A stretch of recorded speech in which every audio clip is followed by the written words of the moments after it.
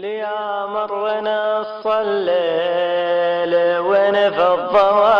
الجلاس دعاني ابو عايض على ضيقتي داعية تجاذبني همومي ويسري بي الهجاس وتتراقص حروفي على نغمة أوجاعي وانا شاعر حساس ماني بدون احساس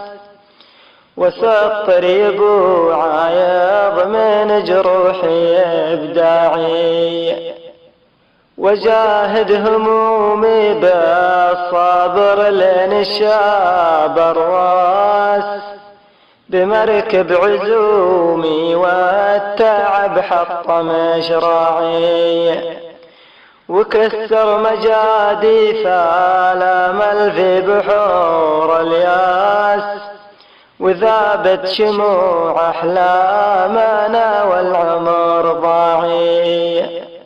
ولو شفت كيف تلد فينا عيون الناس تقول ان عيشتنا غدت ما لها داعي وانا داري ان الناس فيهم ذهب ونحاس لكني دفنت السر ما بين الاضلاع كرام البشر تخشى من الجوع والافلاس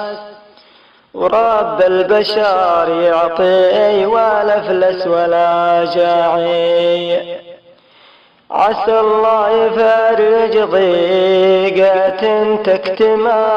الأنفاس فلا هو بمن جوده على حسب الأوضاع فلا هو بمن جوده على حسب الأوضاع. كلمات الشاعر عبيد المالكي.